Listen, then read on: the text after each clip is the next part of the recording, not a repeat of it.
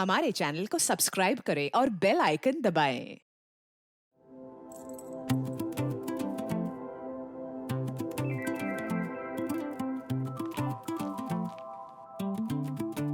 कल्पू, क्या क्या कर रही है? माँ मैं कैसी लग रही हूँ? बहुत प्यारी लग रही है, बिल्कुल प्रिंसेस जैसी। एक मिनट। माँ सच में मुझे लग रहा है मैं बहुत सिंपल लग रही हूँ। सिंपल? कल्पू, तू मेरी बेटी है, देख जरा सामने, सिंपल कैसे लग सकती है तू? हाँ, इस ब्राइडल गेटअप में बहुत प्यारी लग रही है। सच्ची? बस एक सेकेंड, मेरे बच्ची को किसी की नजर ना लगे। पापा कहाँ हैं? मुझे पापा से भी पूछना। पापा संभल के कल्पू। राजन, ये बाहर का वरांडा है ना, उसका काम कल तक हो जाना चाहिए, ठीक है?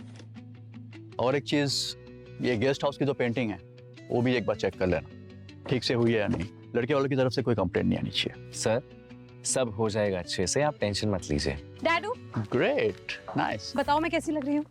हो लुक। माँ कह रही है मैं अच्छी लग रही हूँ, बट आई डाउट। अच्छा, माँ कह रही है अच्छी लग रही हो। मेरी बिटिया, माँ बिल्कुल सच कह रही है, एकदम चांद जैसी लग रही हो तुम। Thank you. सर बिल्कुल सही कह रहे हैं मैम।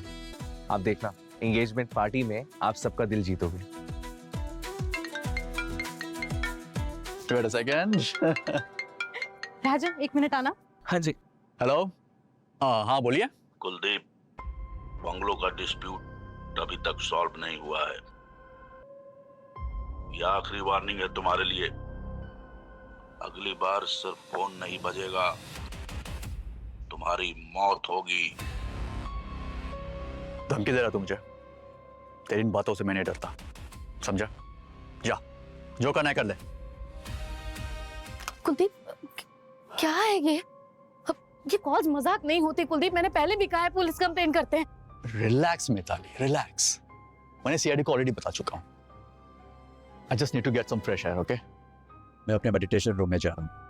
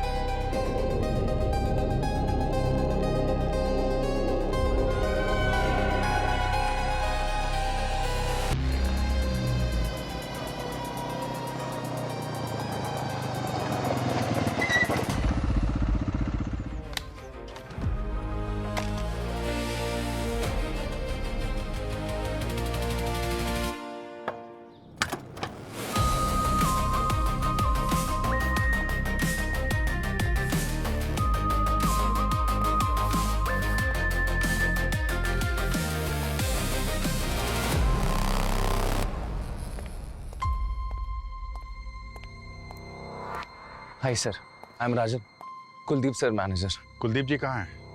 मुझे उनसे कुछ बात करनी थी, जरूरी बात है। सर आपको आने में थोड़ी देर हो गई, जिस बात का डर था सर वही हो गया। What? कहाँ है? सर आइए।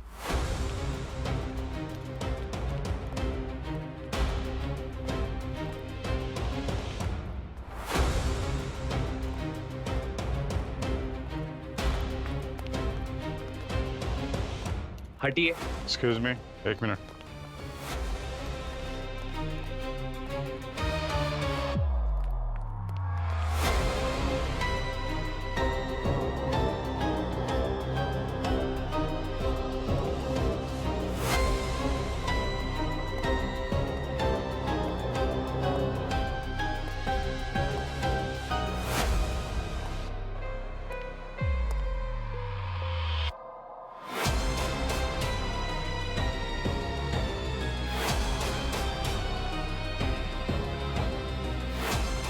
कब हुआ ये?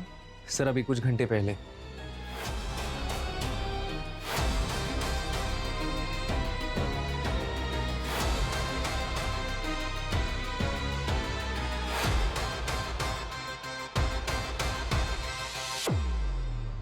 सर ये कुलदीप जी की मौत हो गई है।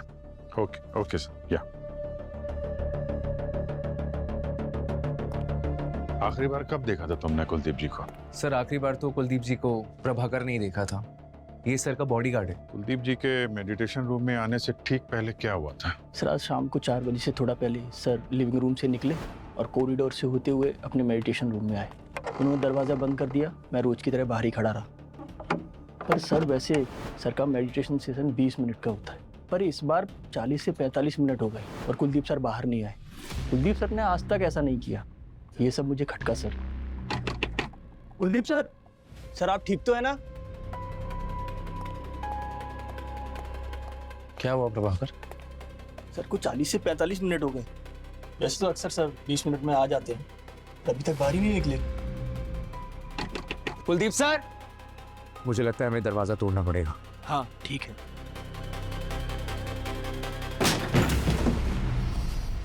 Kuldeep sir, Kuldeep sir, Kuldeep sir, Kuldeep sir,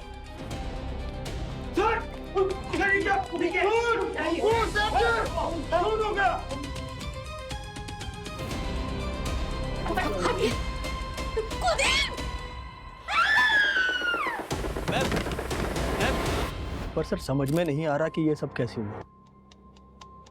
राजन तुम कहाँ थे जब ये सब हुआ? सर मैं तो अपने स्टडी रूम में था। सर के नेक्स्ट डे का शेड्यूल बना रहा था और जब सर काफी देर तक बाहर नहीं आए तो मेडिटेशन रूम के बाहर आया। ठीक है, आप लोग जरा बाहर जाइए।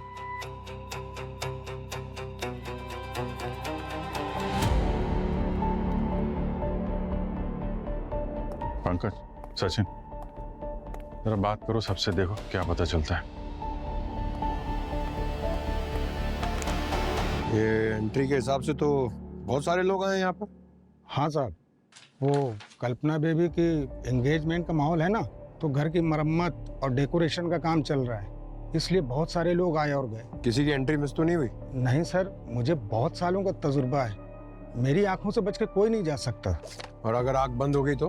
क्या मतलब सर? मतलब ये है कि तुम यहाँ पर ड्यूटी कर रहे हो, नींद आ गई, सो गए और कोई अंदर घुस गया, ऐसा कुछ हुआ है? नहीं सर, मैं ड्यूटी के टाइम पे कभी नहीं सोता हूँ। ये बंगले में आने का और कोई रास्ता है? ये एक ही रास्ता है सर। कमरे के अंदर आने जाने के लिए सिर्फ यही एक दरवाजा है और उसके बाहर बॉडीगार्ड प्रभाकर खड़ा हुआ था। और सर ये दरवाजा अंदर से बंद था। यहाँ अंदर भी कोई सीक्रेट रास्ता वगैरह तो दिख नहीं रहा है। सिर्फ यहाँ पे एक खिड़की है, उस पे भी ग्रिल लगी हुई है। अच्छा ये बताओ कि उस 40 से 45 मिनट के दौरान कमरे में कोई आया था या फिर कमरे से कोई बाहर गया, या फिर तुम कमरे की निगरानी छोड़कर कहीं गए थे? नहीं सर, मैं दरवाजा छोड़कर एक पल के लिए भी नहीं हिला। ना कोई अंदर आया और ना ही कोई बाहर गया। सर फिर ये खून हुआ कैसे और किया किसने होगा? क्योंकि इस कमरे में ऐसी कोई सीक्रेट जगह भी नहीं है जहां कोई छुप सके। यहाँ पे कुछ पेंट की स्मेल आ रही है। सर ये यहाँ पर तो रेनोवेशन का काम चल रहा है, वहीं से आ रही हो?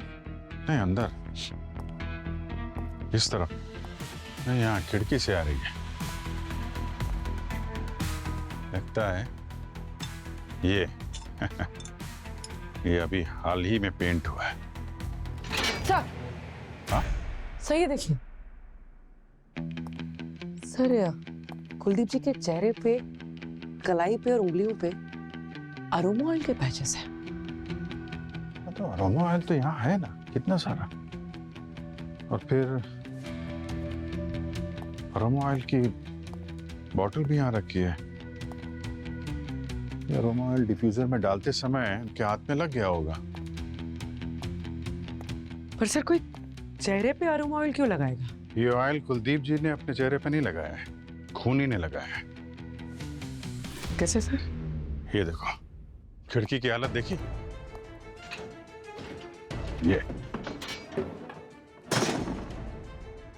ये खूनी यहाँ इस खिड़की से अंदर आया, उसने कुलदीप जी को मेडिटेशन करते समय पीछे से वार किया होगा, उनके चेहरे पे हाथ लगाया होगा।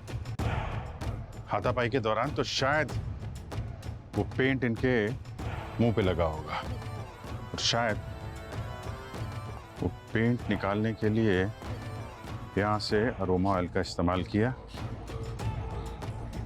उनके हाथ का पेंट निकाला और चेहरे का पेंट निकाला।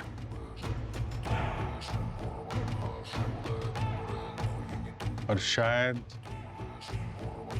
कुलदीप जी की बॉडी में से सोना भी लेके चला गया। सोना? ये देखो, फोटो में देखो, ये चेहरे, गले में चेन है, यहाँ पे ब्रेसलेट है और यहाँ पे ब्रेसलेट, चेन सब गायब है। सर, मान लेते हैं कि खूनी इस खिड़की से आए, पर ये कमरा तो हायर फ्लोर पे है और ये दीवार भी प्लेन है, कोई सपोर्ट भी नहीं है जिसे पकड़कर वो चढ़ के आए। फिर ये कैसे ऊपर आया? नीचे से नहीं आया तो ऊपर छत से आया हो। छत से रस्सी वगैरह के सहारे से अंदर आया, कुलदीप जी का फोन किया और वापस छत से भाग गया।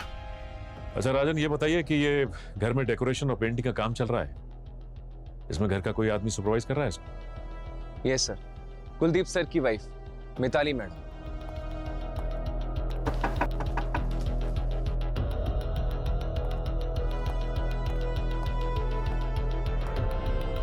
मैम, वो सीआईडी वाले कुछ बात करना चाहते हैं आपसे। अभी कैसी तबीयत है कल्पना की?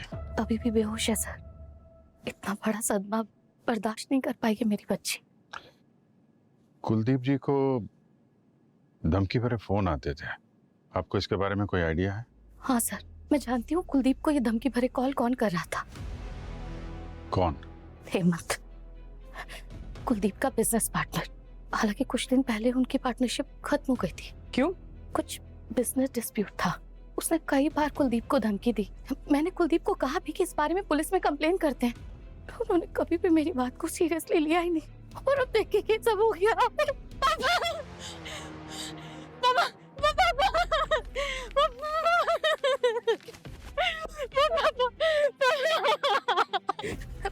सब ठीक हो जाएगा।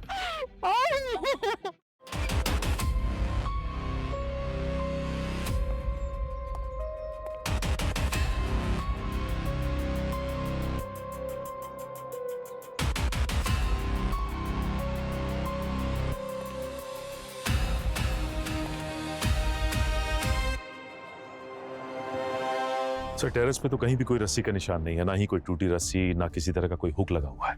लेकिन हाँ, ये जो वर्कर्स का बाथरूम है, वहां पे बॉम्बू, सीढ़ियां, पेंटिंग का सामान, ये सब कुछ पड़ा हुआ है। तो अगर ऊपर से नहीं आया तो नीचे से आया। नीचे ये सीढ़ी और बैम्बू वगैरह तो है ना। अब पता ये लगाना है कि आया कौन है, किसने फोन किया है। सर, ये मिस्टर नकुल है, इस बंगले के रेनोवेशन का कॉन्ट्रैक्ट इन्हें दिया। नकुल, तुम इंचार्ज हो ना यहाँ के, तो तुम्हें पता कैसे नहीं कि मेडिटेशन रूम के ग्रिल जो है वो ठीक से लगा नहीं था? तो सर, वो मेडिटेशन रूम के विंडो में ग्रिल था ही नहीं, उसकी वजह से कबूतर अंदर आ जाते थे और मेडिटेशन रूम को गंदा कर देते थे। कुलदीप सर बहुत परेशान थे, तो मिताली मैडम ने बोला कि उसमें ग्रिल लगा दो। अरे हाँ, लेकिन ग्रिल तो लगा ही नहीं ना ठीक से। नहीं सर, वो ग्रिल में सिर्फ वेल्डिंग बाकी थी, बाकी उसको फिक्स कर दिया था ताकि कबूतर अंदर ना आ सके। ठीक है, ये ग्रिल का काम कौन कर रहा था? ये पेंटिंग वेंटिंग किसने किया? सर, जग्गू ने। बुलाओ जग्गू को। चलो सर, वो जग्गू आज काम पर नहीं आया सर। मैंने सुबह उसको कॉल किया था पर उसका फोन स्विच ऑफ बता रहा है। क्या नंबर है उसका? जी, ये नंबर तो ऑफ है। कहीं ऐसा तो नहीं कि आज आया हो और तुमने देखा ना हो? वॉचमैन को बुलाओ जरा। सर,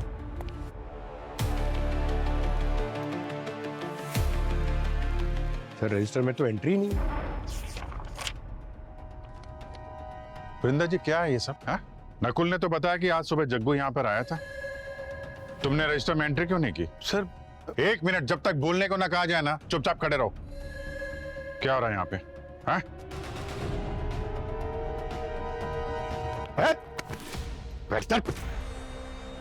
तुमने जग्गू को अंदर आने दिया और उसके साथ मिलकर कुलदीप जी को मार दिया? मैंने कुछ नहीं किया सर। देखो वृंदा जी, मर्डर केस है, बहुत लंबा फंस हो गया, इसलिए बेहतर होगा जो कुछ सच है बता दो। सर बस मैं 20 मिनट के लिए गेट पे सो गया था। हो सकता है सर कि उसी समय जग्गू बंगले के अंदर आया हो। फिर क्या हुआ? मैडम फिर मेडिटेशन रूम का जब दरवाजा टूटा उसकी आवाज से मेरी आंख खुली। तो हो सकता है सर जब इसकी आंख लगी उसके बीच में ये जग्गू आया अंदर मेडिटेशन रूम में और खून करके निकल गया। नकुल जी, अपने एम्प्लॉयज की सब आइडेंटिफिकेशन वगैरह रखते हैं ना, आधार कार्ड वगैरह? हाँ सर, वो सारा डिटेल बिंद्रा जी के पास दे दिया था मैंने। पूर्वी ये आधार कार्ड लो जग्गू का बिंदा से और पता लगाओ, डिटेल्स निकालो उसकी। आधार कार्ड दो। सर चलिए। और पंकज, आज सुबह से बंगलों में जो जो लोग भी आए ना सबकी लिस्ट बनाओ, फिंगरप्रिंट्स, आइडेंटिफिकेशन, सबकी डिटेल्स निकालो। बॉस, ये कुलदीप की स्किन का सैंपल है और इस पे मुझे पेंट के स्टेन मिले हैं। कुछ नया बता यार साळुंखे। इस पे मुझे स्टेरिक एसिड के ट्रेसेस भी मिले हैं। ये है नया। Stearic acid?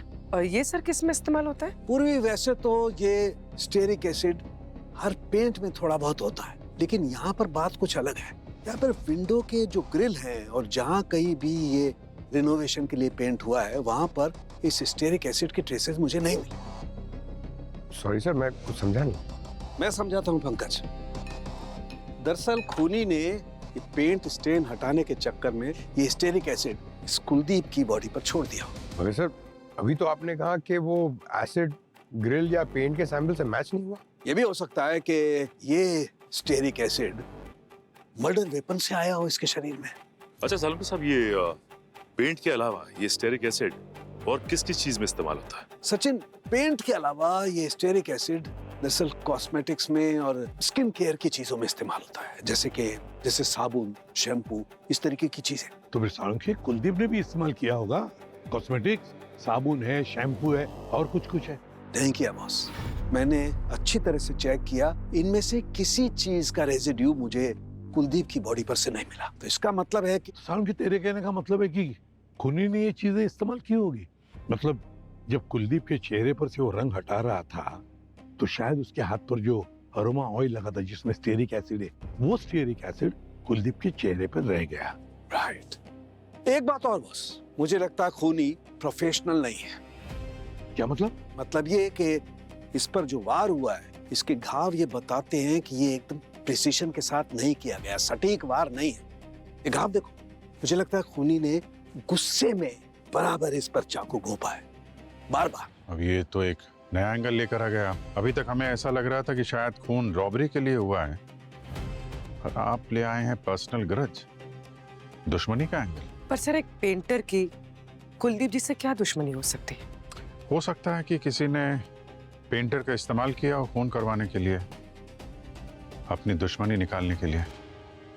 अभिजीत, इस केस में एक नाम मुझे खटक रहा है, वो है कुलदीप का एक्स बिजनेस पार्टनर जिसके साथ कुलदीप की दुश्मनी थी, हेमंत। मिस्टर हेमंत, कुलदीप जी के साथ आपका पुराना झगड़ा था लैंड डील और बंगलो की ओनरशिप को लेकर। आप सही कह रहे हैं। जब हमने बंगलो को खरीदा था तो हम दोनों पार्टनर्स थे और हम वहाँ बंगला तोड़कर बिल्डिंग बनाना चाहते थे, और कुलदीप ने बंगलो पे कब्जा कर लिया, जबकि उस प्रॉपर्टी में 50% का मैं मालिक था। कोई प्रूफ है आपके पास? दिखाता हूँ। ये देखिए, जो बिल्डिंग हम बनाना चाहते थे उसकी ये ब्लूप्रिंट है। ये जो है वो हम दोनों के बीच का एग्रीमेंट है, और कुछ फोटोज भी हैं। फोटोज देखिए, आप भी देखिए। उन्होंने आपसे ये बंगला हड़प लिया इसलिए आप उन्हें बार बार धमकी दे रहे थे और फिर उनका खून कर दिया? अरे नहीं सर, मैं तो उसको बस ये जताना चाहता था कि ये जो प्रॉपर्टी है उसमें 50% का मालिक मैं भी हूँ। मैं बस उसे धमकाना चाहता था, मारना नहीं चाहता था। पर मर तो गए ना वो। हो सकता है कि आप उन्हें मारना ना चाहते हो, किसी और से मरवा दिया हो ताकि आपके हाथ दाग न लगे। मैं उससे नफरत जरूर करता था, और मैं ये भी चाहता था कि उसके जैसा जलील इंसान मर जाए, लेकिन इसका ये मतलब नहीं हुआ कि मैंने उसे मारा है। हम सिर्फ सबूत पे बिलीव करते हैं हेमंत जी, और सबूत झूठ नहीं बोलते। सबूत है तो सबूत लेके आओ। अगर तुम दोनों को लगता है कि मैंने कुलदीप को मरवाया है तो प्रूफ लेके आओ। प्रूफ मिलने में ज्यादा टाइम नहीं लगता है हेमंत जी। एक बार जिससे खून करवाया है वो पकड़ा गया तो असली खूनी का चेहरा सामने आ ही जाएगा। हाँ, तो उसी समय आना। ठीक है, हम ये फोटोग्राफ, ब्लूप्रिंट्स वगैरह अपने साथ लेके जाएंगे।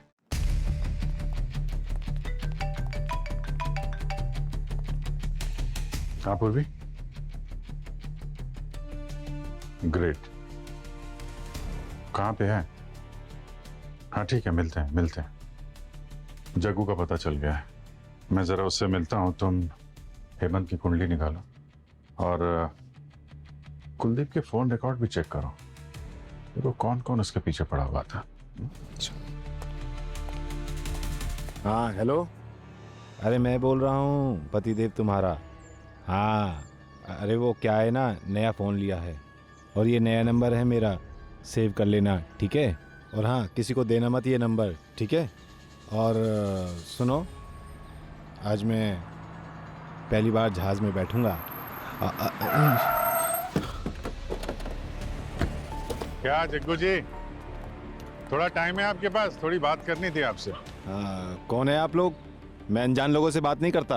अरे हम लोग अनजान नहीं हैं, तुम्हारी ससुराल से हैं। ससुराल? मेरी? CID sir. सीआईडी? क्या हुआ सर? कुछ नहीं, ये नया फोन, नया नंबर, प्लेन की टिकट है? नहीं चौंको मत। क्या ना, ये सब खरीदने के लिए फोटो आईडी लगती है और फोटो आईडी के लिए तुमने आधार कार्ड का इस्तेमाल किया, बस यही गलती हो गई। तुम्हारे आधार कार्ड पे नजर थी हमारी। चलो चलते हैं ससुराल। हाँ ससुराल? नहीं। अरे खड़े क्या हो क्या है यार, सब काम सीनियर करेगा क्या? भागो भागा बेटा।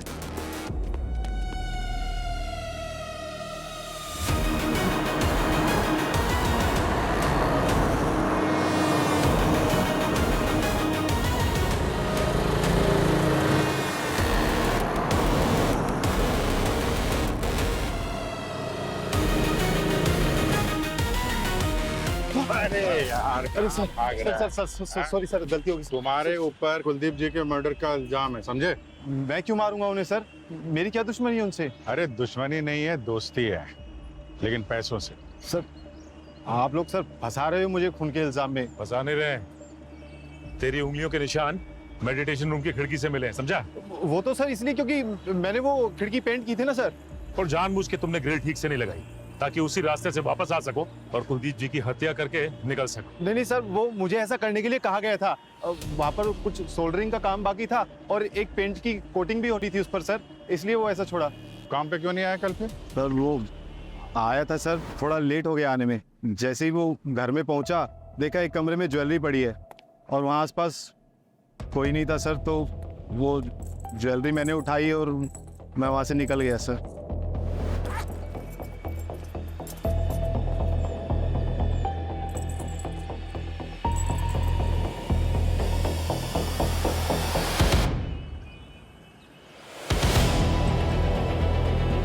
सर ये तो वही ज्वेलरी है जो कुलदीप जी के यहाँ से चोरी हुई। क्या है ये सब? वही तो बोल रहा हूँ सर, चोरी की है, किसी का खून नहीं किया। मैं वहाँ कुलदीप जी के मरने के बाद पहुंचा था सर, माँ कसम। सर मैंने सीसीटीवी फुटेज चेक की है बंगलों के बाहर एक एटीएम से। ये जग्गू सही बोल रहा है सर, ये तो मर्डर के बाद बंगलों की तरफ जा रहा था। तो फिर इसका मतलब ये कि अभिजीत कि जग्गू खूनी हो ही नहीं सकता। तो फिर अगर जग्गू खूनी नहीं है तो फिर खूनी है कौन? और सर ग्रिल पे भी हमें कोई फिंगरप्रिंट्स नहीं मिले। और प्रभाकर का भी यही कहना था कि उसने मेडिटेशन रूम में किसी को भी जाते हुए नहीं देखा। और अगर कोई ग्रिल या विंडो के रास्ते नहीं घुसा है तो बंद कमरे के अंदर घुस के तो कुलदीप जी को मार के कौन निकल सकता है? वही तो सर। हाँ सर, मैंने कुलदीप जी के कॉल रिकॉर्ड्स चेक किए। उन्हें लास्ट कॉल 4:10 पे आया था सर, हेमंत के कॉल के बाद, जब वो मेडिटेशन रूम में थे। किसका कॉल आया था? मिताली का सर। ये मिताली क्यों फोन कर रही थी कुलदीप को, और वो भी मेडिटेशन के टाइम पर? सर हो सकता है मिताली ने कॉल किया हो मेडिटेशन रूम में आने के लिए और कुलदीप जी मना नहीं कर पाए, इसी बहाने वो कमरे के अंदर घुसी, उनका खून किया और निकल गई। और प्रभाकर ने कहा था कि वो तो रूम के बाहर ही खड़ा था ना, उसने किसी को अंदर जाते हुए या बाहर आते हुए नहीं देखा। पंकज, ऐसे खून किसी की मदद के बगैर नहीं होते, कोई तो साथी होता ही है। हो सकता है प्रभाकर और मिताली मिले हो। और तो और सर, ये कुलदीप की मौत के बाद ये बिजनेस और प्रॉपर्टी तो मिताली के नाम पे ही होने वाली है। अच्छा, तो ये बात है। तो फिर अभिजीत, बुलाओ इन दोनों को ब्यूरो में, पता तो चले ये प्रभाकर और मिताली कौन सी खिचड़ी पका रहे हैं। मम्मी कहाँ जा रहे हो? बेटा मैं ऑफिस जा रही हूँ। ऑफिस क्यों? एक जरूरी काम आ गया कल्पना। अगर पापा होते तो मैं नहीं जाती, पापा ही जाते, लेकिन अब पापा नहीं है तो किसी को तो काम संभालना होगा ना, इसलिए मुझे ऑफिस जाना पड़ेगा। जल्दी आना माँ प्लीज। हाँ, लो राजन भी आ गया। तुम घर पर राजन के साथ बैठकर बातें करो, मैं जल्दी आऊंगी।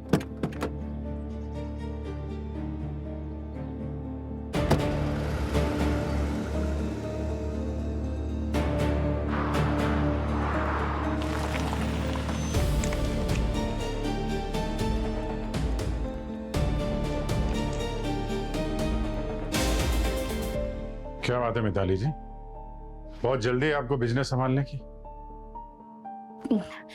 हाँ सर, वो मेरे पति कुलदीप, उनसे बिजनेस डील करने में कुछ गलतियां हुई थी, बस मैं उन्हें ही ठीक करने की कोशिश कर रही हूँ। ठीक करने आई थी या खत्म करने आई थी आप? ये क्या कह रही हैं आप? नहीं, पति के मरते ही उसके दुश्मन से दोस्ती करने चली आई आप। दोस्ती नहीं सर, ये यहाँ बिजनेस डील करने आई थी।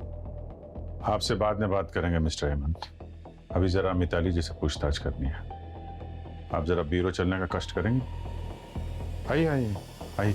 जी चलिए।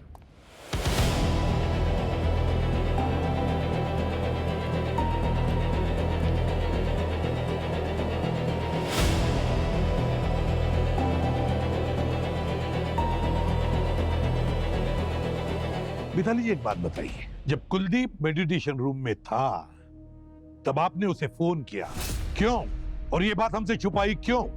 क्योंकि उस कॉल का इस केस से कोई लेना देना नहीं था। लेना देना है या नहीं वो हम डिसाइड करेंगे मिताली जी।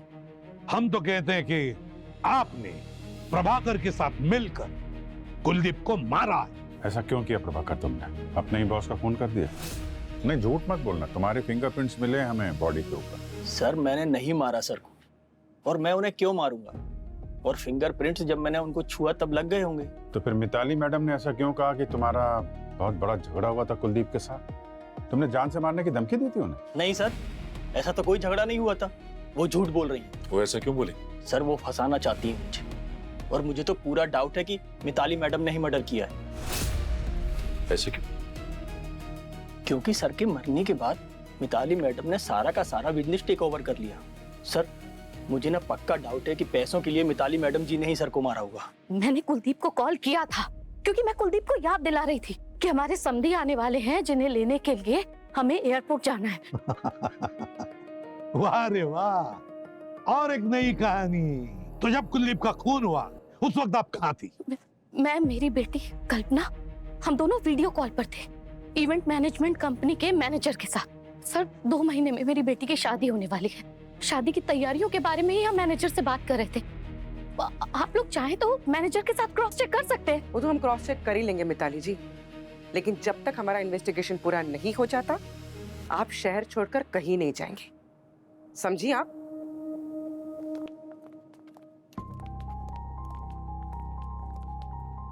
सर सर वो लोशन बॉटल जो मिताली ने यूज की थी उस पे स्टेरिक एसिड के ट्रेस नहीं मिले जो हमें बॉडी पे मिले थे। क्या?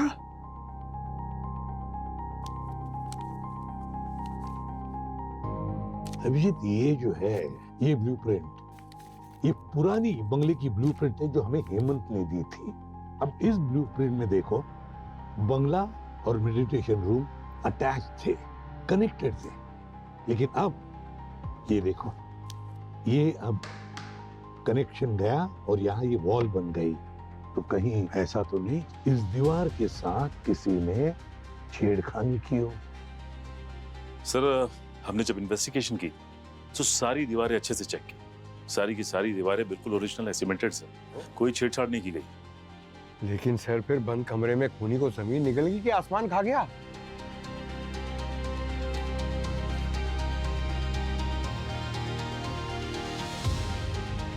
क्या ऐसा हो सकता है कि इस बंद कमरे में कोई आया ही नहीं और ना कोई गया है? मतलब सर? मतलब पूर्वी, ये भी हो सकता है कि खूनी पहले से ही इस बंद कमरे में मौजूद था और फिर खून करने के बाद उस बंद कमरे से गया नहीं, वहीं पर रहा उस बंद कमरे में। सर थोड़ा डिटेल में बताइए ना प्लीज सर। पंकज, ये है बंगलों के उस कमरे की पुरानी फोटोग्राफ जब बंगला सेल पर था।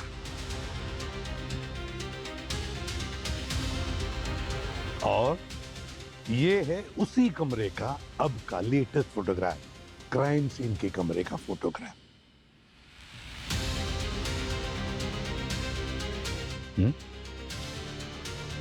ध्यान से देखो पंकज, इन दोनों फोटोग्राफ में कोई एक चीज है जो मिसिंग है।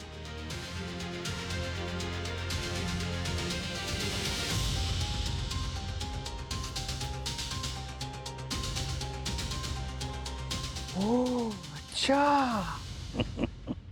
समझ गए पंकज? अगर हमने इस बंगले की पुरानी तस्वीरें नहीं देखी होती तो खूनी का असली खेल क्या है हमें पता ही नहीं चलता। इस फोटोग्राफ में यहां पे एक स्टैचू था। अब वो स्टैचू कहां पे है मिताली जी? वो स्टैचू के बारे में कुलदीप ने बताया था कि वो स्टैचू डैमेज है। हाँ सर, मुझे याद आया। कुलदीप सर ने मुझे बोला था वो स्टैचू को रिपेयर करवाने के लिए। ये मूर्ति टूट गई है, रिपेयर के लिए भेज दो। जी सर। अभी वो स्टैचू कहाँ है? सर वो स्टैचू मैंने गैराज में रख दिया था। लेकर आओ।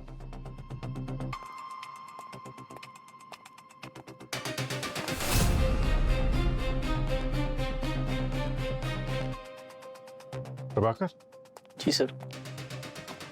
कुलदीप जी के मरने के बाद जब तुम लोग दरवाजा तोड़ के अंदर आए तो ये स्टैचू यहाँ पे था? कुलदीप सर को देख के मैं तो शॉक हो गया था सर। मेरा ध्यान गया ही नहीं कि स्टैचू था या नहीं था। स्टैचू यहाँ पे था भी और नहीं भी। क्या मतलब सर? मतलब ये कि खूनी यहाँ पे स्टैचू बन के खड़ा हुआ था। उसने अपने आप को स्टैचू के पेंट से कलर किया और कपड़ा ओढ़ के खड़ा हो गया और फिर कुलदीप जी के आने का वेट करता रहा। और जब यहाँ पे कुलदीप जी मेडिटेशन में डूबे हुए थे तो अचानक उनके पीछे से आया, उनका खून किया और फिर वापस स्टैचू बन के खड़ा हो गया। और जब घर वाले, स्टाफ वाले और वर्कर्स यहाँ पे आए तो उसने अपने चेहरे से कपड़ा हटाया और सबके बीच में घुल मिल गया और निकल गया। फिर वो वर्कर्स के बाथरूम में गया, अपना पेंट साफ किया और फिर काम पे लग गया जैसे कुछ हुआ ही ना हो। इस कपड़े पे भी वही ब्रॉन्ज कलर के मार्क्स हैं जैसे कि स्टैचू पे। और यही कलर किलर के चाकू पे भी था। इसी कलर में होता है स्टेरिक एसिड। स्टेरिक एसिड मिलता है कॉस्मेटिक पेंट में और यही स्टेरिक एसिड कुलदीप जी की बॉडी पे भी था। मतलब खूनी की हाइट और स्टैचू की हाइट सेम होनी चाहिए।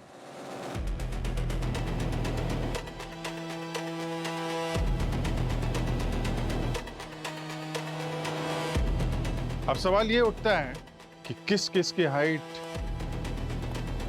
स्टैचू की हाइट से मैच करती है। और जहां तक मुझे याद आता है सिर्फ एक आदमी है, बल्लू। मगर सर, अगर बल्लू भीड़ में मिक्स हो गया तो फिर किसी ने उसे देखा क्यों नहीं? क्योंकि उसको यहां से भागने में किसी ने तो मदद की है। और अब वो कौन है ये तो बल्लू ही बताएगा।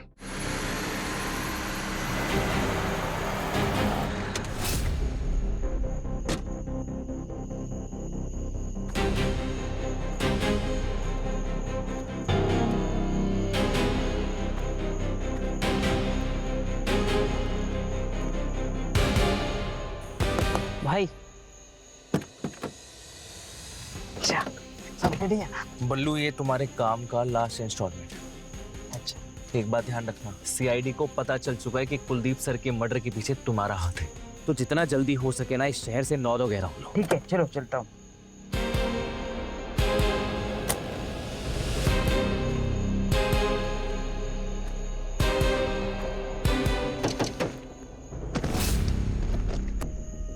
क्यों बे बल्लू के बच्चे, कहाँ भाग रहा है? जब तुझे मालूम है आज नहीं तो कल पकड़ा ही जाएगा तो क्यों परेशान कर रहा है? सर मैंने कुछ नहीं किया सर। तूने क्या किया है क्या नहीं सब मालूम है हमें। कहाँ भाग रहा था? हा? इतने सारे पैसे किसने दिए तुझे? आप लोग मुझ तक पहुंचे कैसे? ये टेम्पो का पीछा करते हुए, समझा? ये तेरे दोस्त का टेम्पो है ना, वो पेंट वाला जिसने तुझे पेंट दिया था? हा?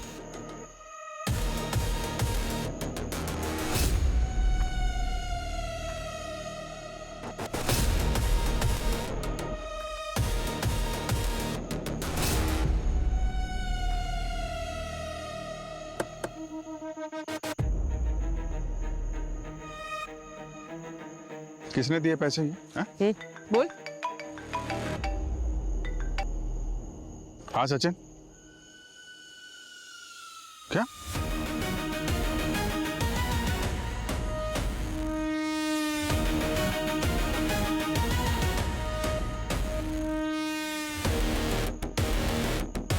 हाँ पंकज। सर राजन मर गया सर।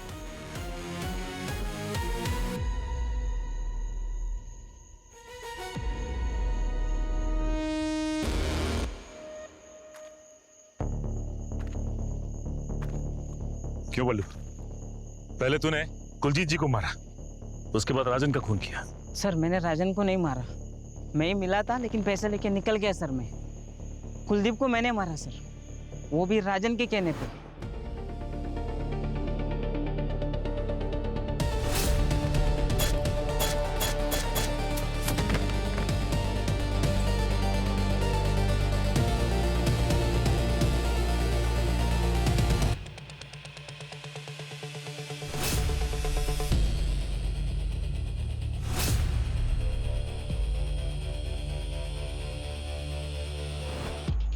राजन के कहने पे कुलदीप को मारा इसने, तो फिर राजन को किसने मारा? मतलब कोई और है जो नहीं चाहता था कि हम लोग राजन तक पहुंचे। असली खूनी अभी भी बाहर घूम रहा है।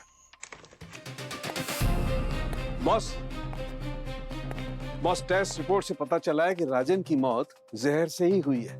एक रेजिन बेस्ड कंपाउंड मिला है जो कि लिप बाम में मिक्स किया गया था। अच्छा, तो मतलब जिसने भी ये खून किया है शायद वो जानता होगा कि राजन लिप बाम इस्तेमाल करता था।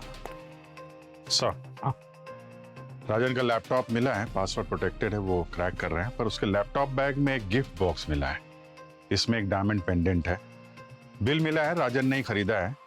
और इंटरेस्टिंग बात यह है कि ये डायमंड पेंडेंट का जो इनिशियल है वो है एम। एम? अरे वाह, एम। अभिजीत,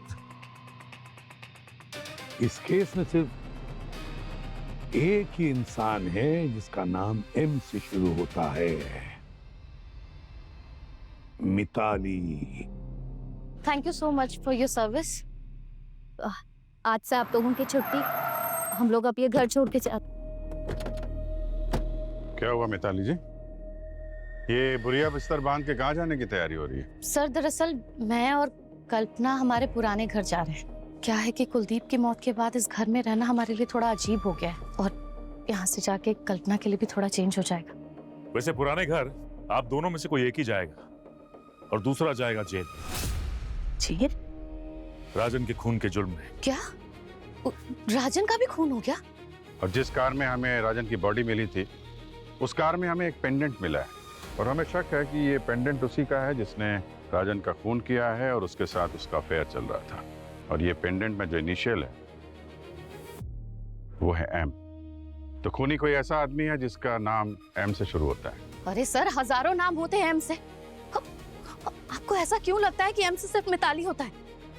क्या बेबुनियाद इल्जाम लगा रहे हैं आप मेरे ऊपर? मेरा और राजन का अफेयर? नहीं, ऐसा हमने कहा नहीं। हम तो ऐसा शक था हमें। फिर हमें राजन का लैपटॉप मिला, हमने उसको क्रैक किया तो उस लैपटॉप ने सारे राज से पर्दा हटा दिया। उसने अपनी सारी फीलिंग्स अपने लैपटॉप में लिखी हुई थी। बहुत सारे लव लेटर्स भी थे जो उसने मेल नहीं किए। और सारे लेटर्स पर एक ही नाम लिखा था जिसका इनिशियल एम से शुरू होता था। मेरी बात सुनिए आप लोग। देखिए सर, आप लोगों को कोई गलतफहमी हुई? नहीं, कोई गलतफहमी नहीं हुई है मिताली जी। प्यार तो वो करता था किसी एम नाम के ही लड़की से। क्यों कल्पना जी? मुझे कैसे पता होगा सर? अरे नहीं, अभी पूरी बात तो सुन लीजिए आप। मैं ये कह रहा हूं कि क्यों कल्पना जी उर्फ मिट्टी। घर में आप इसको इसी नाम से बुलाती है ना, मिट्टी, एम।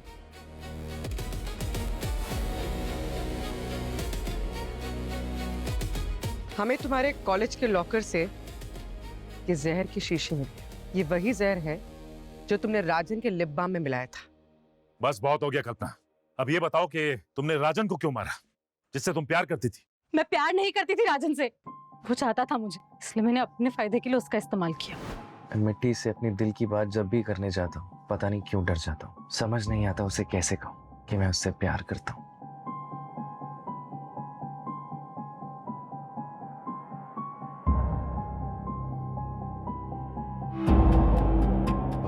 मैम मैम वो क्या है ये?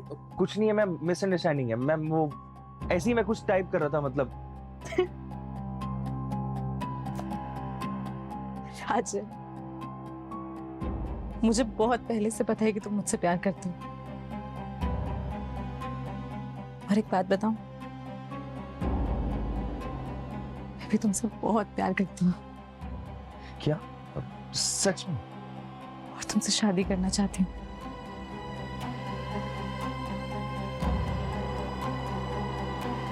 लेकिन कैसे होगा?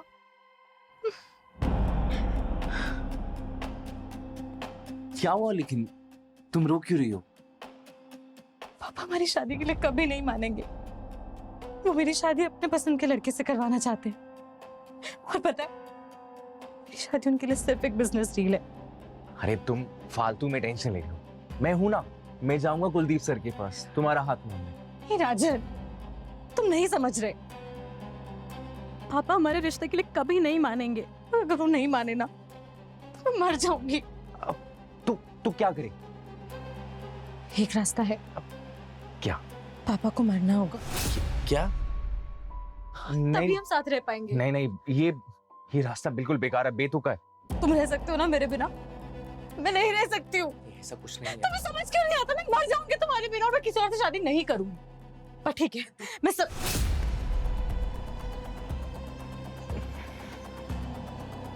ठीक है, तुम कह रही हो तो कुलदीप सर को मरना होगा। मैंने राजन का इस्तेमाल किया ताकि पापा मुझे शादी में ना धकेल सके। राजन ने बल्लू की मदद से पापा का खून किया। लेकिन जब मुझे पता चला कि राजन भी एक्सपोज होने वाला है तो मैंने उसको भी रास्ते से हटा दिया, वरना मैं भी पकड़ी जाती। और तुम राजन से शादी क्यों नहीं करना चाहती थी? मैं किसी से शादी नहीं करना चाहती थी। पापा का बेटा बनना चाहती थी, उनका बिजनेस, उनके एम्पायर को बढ़ाना चाहती थी। लेकिन पापा, उनकी सोच बहुत छोटी थी। लड़की है, पढ़ाई करके शादी करेगी, कि बस इस सोच को बदलना चाहती थी मैं। और मैंने बहुत कोशिश करी, लेकिन पापा के लिए तो जैसे मैं सिर्फ एक बिजनेस डील थी, है ना माँ? सर, हम लड़कियों की अपनी कोई लाइफ नहीं होती क्या? अपना वजूद, अपना से कुछ नहीं होता। सारी जिंदगी बस मर्दों की सुनते रहो। ऐसा कर, वैसा कर, ऐसा मत कर, वैसा मत कर। हर वक्त मेरी भी अपनी लाइफ है। लाइफ को अपने तरीके से जीना चाहती थी कि जो मैं करना चाहती हूँ मुझे करने को मिले। हमें भी बोलने का हक है, अपने तरीके से अपनी लाइफ को जीने का हक है। कल्पना, हक है, और आज के जमाने में हक सबको है। हाँ, अगर कुछ दकियानूसी लोगों से हक की लड़ाई लड़नी पड़े तो उसके भी रास्ते हैं, लेकिन जो रास्ता तुमने चुना वो गलत था। तुम्हारे इस फैसले ने तुम्हारी पूरी जिंदगी बर्बाद कर दी। अब बाकी की बची हुई जिंदगी जेल की सलाखों के पीछे काटनी पड़ेगी तुम्हें।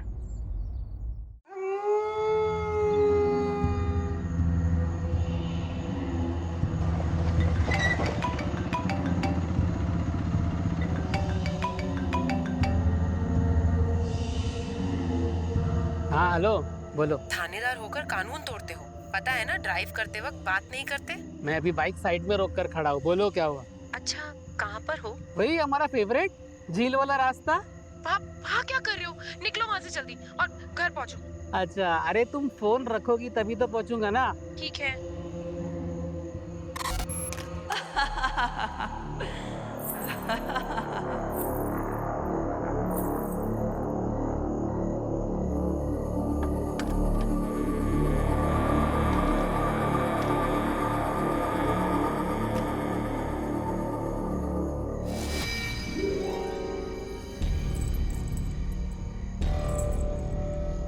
तो असली सोना लगता है, कम से कम 1-2 लाख का तो हो गई।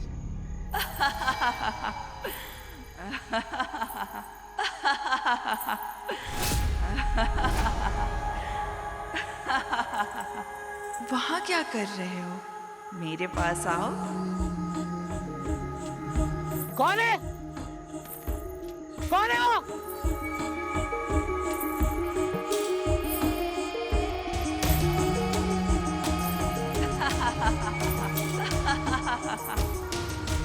कौन है? देखो, जो कोई भी हो बाहर आ जाओ, वरना अच्छा नहीं होगा। मैं पुलिस वाला हूँ।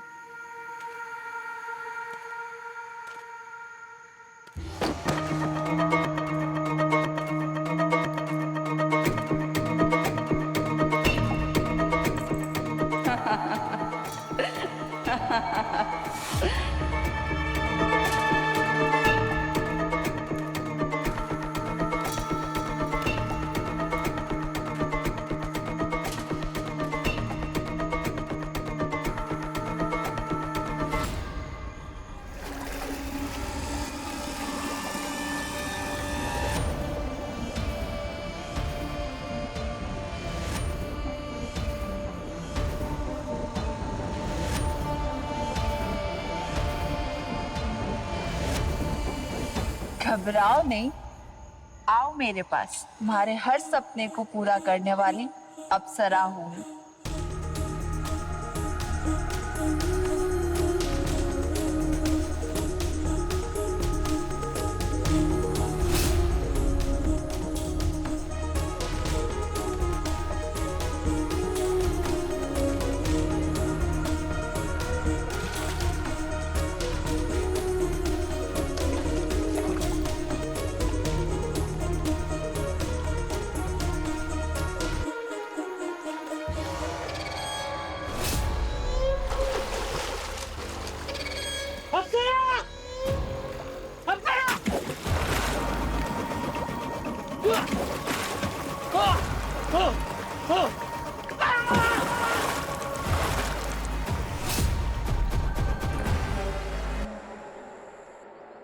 सर, मुझे तो यकीन ही नहीं हो रहा है कि आज हम फाइनली पिकनिक पर जा रहे हैं। बड़े दिन के बाद पिकनिक पे जा रहे हैं, कहीं ऐसा ना हो किसी कारण से पिकनिक रुक जाए। सर, शुभ शुभ बोलो ना, कैसी बातें कर रहे हो आप? सर, ये रिजॉर्ट कहाँ है? हम कहाँ जा रहे हैं? श्रेया, श्रेया बस आगे है। दया ने बताया था गांव क्रॉस करते ही उसी के पीछे है। बहुत खूबसूरत रिसोर्ट है। Really sir? ये क्या चक्कर है भाई? यहाँ भीड़ भाड़ है और हवलदार भी खड़ा है। अरे सर छोड़ो ना सर, आज हमारी छुट्टी है, ये लोग अपना मैटर खुद सॉल्व कर लेंगे सर। कृतिका, 1 मिनट जरा बातचीत कर लेते हैं, देखते हैं क्या चक्कर है, फिर चलते हैं ना। क्या हो रहा है भाई? यहाँ पे इतनी भीड़ क्यों लगा रखी है? आप सब कौन? अरे हरिया, लोग बहुत बड़े अफसर हैं सीआईडी से। माफ करना साहब, हमने आपको पहचाना नहीं। अरे सर, आपको कैसे नहीं पहचानेंगे सर? आप लोग की फोटो हर रोज अखबार में छपती है बहादुरी की। सर, आप लोग बुरा ना माने तो एक सेल्फी सर। एक मिनट। क्या चक्कर क्या है? यहाँ पे इतनी भीड़ क्यों लगी हुई है? सर, दरअसल बात यह है कि हमारे गांव के लोकल थानेदार अर्जुन सर लापता हैं। लापता है मतलब? मैडम सुबह से ये बाइक उनकी यहीं पे खड़ी है, लेकिन उनका कुछ आता पता नहीं है। बाइक खराब हो गई होगी। नहीं मैडम, बाइक बिल्कुल सही है। और फोन बंद है? हाँ साहब, बात ऐसी है कि हमारे गांव में पिछले कुछ महीनों से ऐसी घटनाएं घट रही हैं। गांव के लोग लापता हो रहे हैं और साहब अभी तक कोई भी नहीं मिला। इसके पहले कितने लोग लापता हुए? सर 25 दिन पहले गांव के मुखिया गिरधारी और उसके 3 महीने पहले गांव के वैद्य जी सूरज।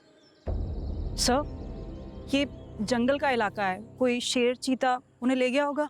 कृतिका, अगर जंगली जानवरों ने खाया होता तो फिर इन लोगों को कंकाल और हड्डियां वगैरह तो मिलती ना। हाँ, अगर ऐसा हुआ होता तो फिर यहाँ बाइक के आसपास कम से कम जानवर के पैरों के निशान तो होते। हाँ सर, ऐसा कुछ भी नहीं मिला और कोई मिलेगा भी नहीं, क्योंकि ये काम किसी जानवर का नहीं, उस भक्षिनी का है। भक्षिनी? हाँ सर, वो अपनी खूबसूरती और सोने के गहनों से मर्दों को लुभाती है। क्या बोल रहे हो तुम? हैं? हम सच कह रहे हैं साहब, वो इसी गांव के पास में झील में रहती है। फिर तो झील देखनी पड़ेगी।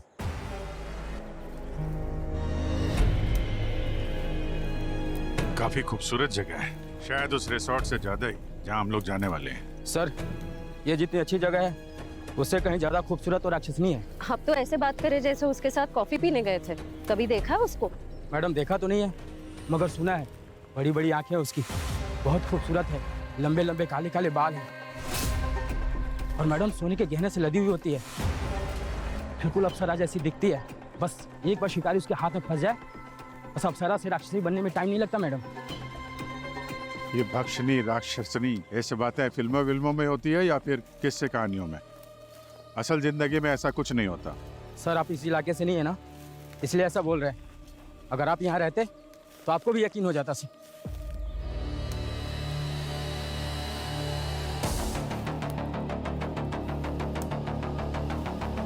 सर वो रहा झील।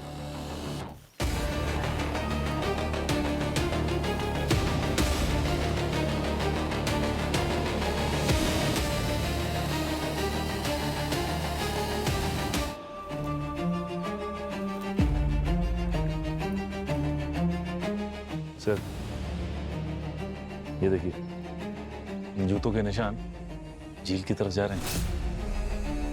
शायद वो थानेदार अर्जुन के होंगे। साथ में ये छोटे छोटे पैरों के निशान हैं, ऐसा लगता है किसी लड़की के हैं। सर ये उसी भक्षिनी के निशान है। सर प्लीज आप पीछे हटिए।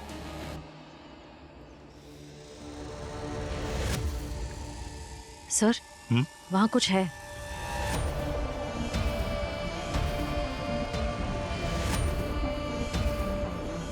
सर ये गोल्ड रिंग।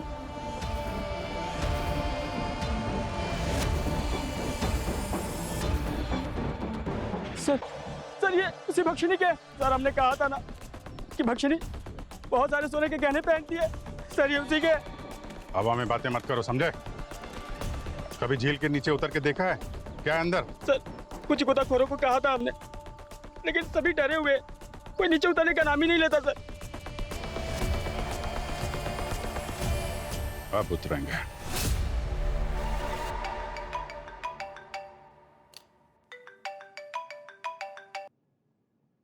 क्या अभिजीत पहुंच गए? जगह कैसी है? अरे सर जगह तक तो पहुंच ही नहीं पाए। मतलब? सर उस तरफ जा ही रहे थे कि रास्ते में हमारे गांव में पिछले कुछ महीनों से ऐसी घटनाएं घट रही हैं। गांव के लोग लापता हो रहे हैं और साहब अभी तक कोई भी नहीं मिला। और कोई मिलेगा भी नहीं, क्योंकि ये काम किसी जानवर का नहीं, उस भक्षिनी का है। मतलब रिलैक्स होने को गए और ड्यूटी पीछे पीछे आ गई। सर अब रिलैक्स तो ये केस सॉल्व करने के बाद ही करेंगे। हमने गोताखोरों को बुलवा लिया ताकि इस झील का राज सामने आ सके। अच्छा, अब जो भी डेवलपमेंट होगी मुझे बताते रहना। Okay sir.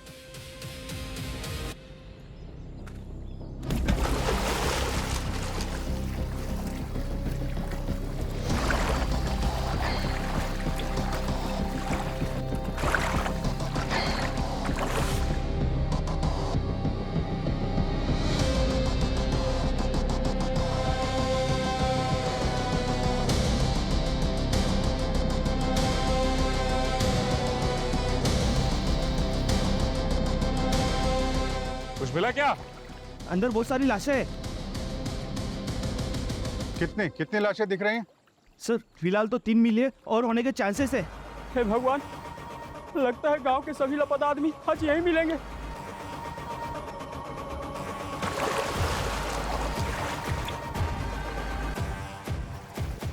सर,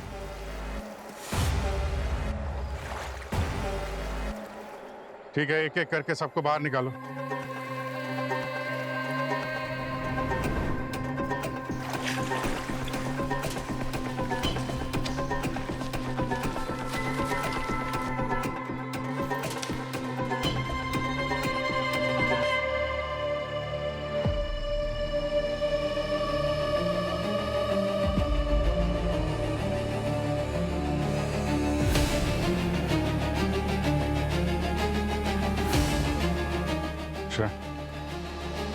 शाम साहब को फोन लगा, बोलो जल्दी से जल्दी फॉरेंसिक लैब में पहुंचे, बहुत काम है। 1 2 3 4 5 लाशें ले आए हो आप लोग। अब सर जितनी मिलेंगी उतनी ही लाएंगे ना। और देखो कुछ की तो हालत इतनी खराब है कि पहचानना ही मुश्किल। वो क्या है ना सर के कि दुनिया में सिर्फ एक ही ग्रेट डॉक्टर है, फोरेंसिक सर्जन, जो मुर्दों के साथ बात करता है, उनसे पूछता है कि तुम्हें ये सब कैसे हुआ। और वो डॉक्टर कौन है मालूम है क्या? डॉक्टर साळुंखे। हाँ, थैंक यू। हाँ, इसीलिए तेरे पास लेकर आए। तो अब बता। पर अभी मैं सिर्फ ये पता लगा पाया हूँ कि किसकी मौत कब हुई। That's great for a start. तो वहीं से शुरू करते, बताइए। हाँ, तो ये देखो, ये अर्जुन, इसकी बॉडी ये बता रही है कि इसकी मौत को 12 से 14 घंटे हुए, और ये इसकी मौत को लगभग 15 से 20 दिन हुए। सर 20 दिन पहले ही तो इनके गांव का मुखिया गिरधारी लापता हुआ है, कहीं ये वही तो नहीं है? हो सकता है। और ये बाकी कितनी? अरे यार रवि जी, इनकी हालत देखो। वैसे मुझे लगता है कि इनकी मौत को 1 से 1.5 साल हो चुका है। मतलब 1.5 साल में 5 मौतें हुई हैं, 5 खून। सर गांव वाले कह रहे थे कि उनके वैद भी लापता है, हो सकता है इनमें से एक लाश उन्हीं की हो। हाँ, पॉसिबल। तो देखा जाए डॉक्टर साहब, सबसे ज्यादा सुराग मिलने का चांस जो है इस समय अर्जुन की बॉडी पे है। करेक्ट अभिजीत। देखो ये उंगलियों से शुरू करते हैं। ये देख रहे हो आप लोग, इसकी उंगलियों में किस कदर रिंकल्स पड़ गए हैं। उसका कारण है काफी घंटों से इसकी बॉडी पानी में थी। और एक बात और, इसके नाक में और मुंह में मुझे सिल्ट के ट्रेसेस मिले। सिल्ट? हाँ। स्लिट मतलब? स्लिट नहीं, सिल्ट। सिल्ट? हाँ, पत्थरों का इतना बारीक सा चूरा जो कि अधिकतर झील में मिलता है। मैं बताता हूँ, देख।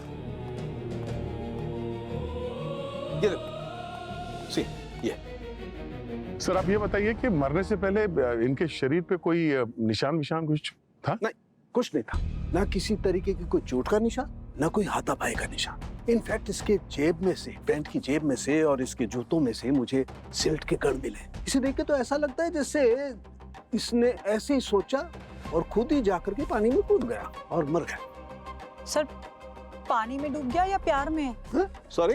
अरे सर, मेरा मतलब है कि वो गांव में सर वो झील में भक्षिनी के बारे में बता रहे थे ना, तो हो सकता है कि ये सब लोग वो भक्षिनी से अट्रैक्ट होकर झील में गए हो और फिर खुद ही डूब के मर गए हो। कृतिका, ये भक्षनी कुछ नहीं होता है, बेकार की बातें हैं, अंधविश्वास है। इन सब की जो मौतें हुई हैं, हत्या हुई है, वो गांव में से ही किसी ने की है।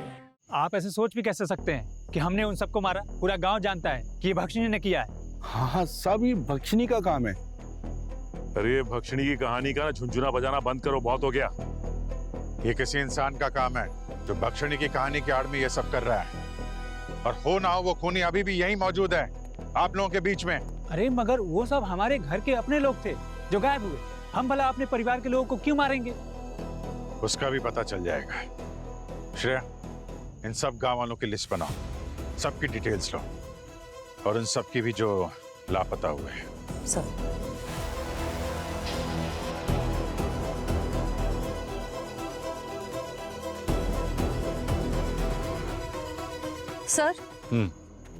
सर पूरी लिस्ट तैयार हो गई है। थानेदार अर्जुन, मुखिया गिरधारी और वैद सूरज के अलावा 2 लोग और गायब हुए हैं, नरेश और सुखी, 12 और 15 महीने पहले। नरेश और सुखी, पर इनके तो कंकाल मिले। एक काम करो, जितने भी विक्टिम गायब हुए हैं ना, सबके घर से डीएनए सैंपल उठा लो। अब सारुंके साहब ही बताएंगे ये लाशें उन्हीं की हैं या किसी और की हैं। अरे यार, ये सारुंके कर क्या रहा है? ये कर रहा था, टाइम पास नहीं कर रहा था। ये डीएनए रिपोर्ट आ गई है, सबकी पहचान हो गई है। ये इंस्पेक्टर अर्जुन, ये गांव का मुखिया गिरधारी, ये गांव का वैद सूरज, और ये नरेश, और ये सुखी। हो गया? अब किसी को कुछ पूछना है?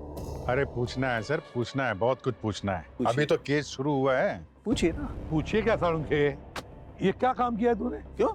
सिर्फ नाम लाई इन लोगों के? इससे कुछ नहीं होता है यार, कुछ ऐसा सुराग दे जिससे हम खूनी तक पहुंच सके। सारुंके यार कमाल की बात कर रहे हो। ये 3 लाश देख रहे हो, इतनी बुरी तरह से सड़ गई है भाई। इनका तो आइडेंटिफिकेशन मिल गया डीएनए सैंपल से, वही काफी है। ये थानेदार अर्जुन की लाश है। हाँ। ये कंपैरेटिवली फ्रेश है। हाँ। तो यार इससे तो कुछ मिल सकता है तुझे। हाँ, इससे 2 बातें ऐसी पता चली हैं जिससे आप खूनी के करीब पहुंच सकते हैं। देखो, एक तो इस अर्जुन के फेफड़ों में जबरदस्त मात्रा में पानी मिला है, जिससे साबित होता है कि ये पानी में डूब के ही मरा है। और दूसरा पॉइंट? दूसरी बात है साइलोसाइनेक्स 9। क्या सर, साइलोसाइनेक्स 9 ये कौन सी नई बीमारी है? ये बीमारी नहीं है, ये केमिकल है, और इसका नाम है साइलोसाइनेक्स 9। और ये इतना भयंकर केमिकल है कि अगर किसी इंसान के शरीर में घुस जाए तो तहलका मचा देता है। सर, जब मैं नारकोटिक्स में काम कर रहा था तो इस केमिकल के बारे में मैंने पढ़ा था।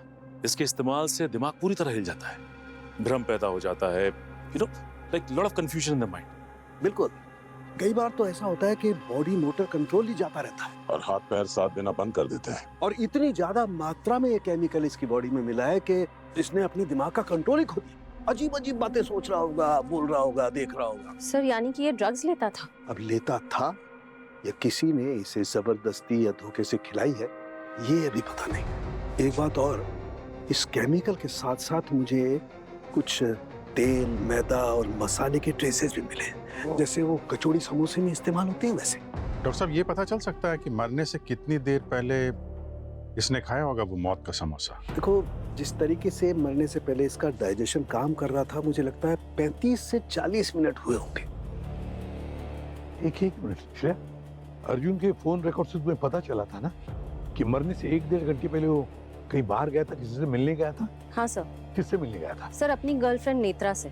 लोकल स्कूल में टीचर है, मैथ्स पढ़ाती है। बॉस, एक और बात। क्या? ये जो केमिकल है, ये झीलों के आसपास कुछ खास किस्म के पौधे उगते हैं, उसमें मिलता है। अभिजीत, जब तुम झील के किनारे गए थे, जब तूने सारी बॉडीज झील में से निकाली, तो क्या वहां पर कुछ पौधे दिखे तुम्हें? तो झील के आसपास थे तो पौधे, उन्हीं में से होगा ये पौधा भी।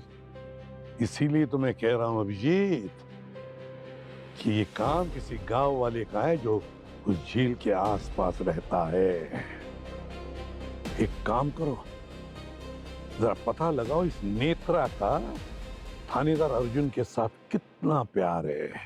हमारी शादी होने वाली थी, सारे सपने टूट के खत्म हो गए। कब से डेट कर रहे थे तुम दोनों एक दूसरे को? एक 4-6 महीने हुए थे।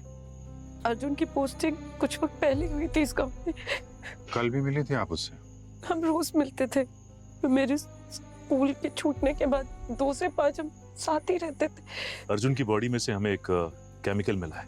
क्या उसने कुछ खाया था जब वो आपके साथ था? कल हमने चाय और समोसे खाए थे कल्लू की दुकान से। वो वहाँ की उसे मसाला वाली चाय बहुत पसंद थी। आपको लगता है ये कल्लू ऐसा कर सकता है? चाय या समोसा में ड्रग मिला के अर्जुन को दे दिया? मुझे नहीं पता सर, क्योंकि मैंने भी वहाँ खाया पिया तो मुझे तो कुछ नहीं हुआ। वैसे भी ये चाय वाले की अर्जुन से क्या दुश्मनी हो सकती है? सर, वो खाने पीने के बाद अर्जुन कभी पैसे नहीं देता था, वर्दी का रौब झाड़ता था। मैंने बहुत समझाया था ऐसा ना किया करे, पर वो सुनता नहीं था। हो सकता है कि उस गुस्से में मुझे कुछ नहीं। चलो जरा इस कल्लू चाय वाले की चाय पी के देखते हैं।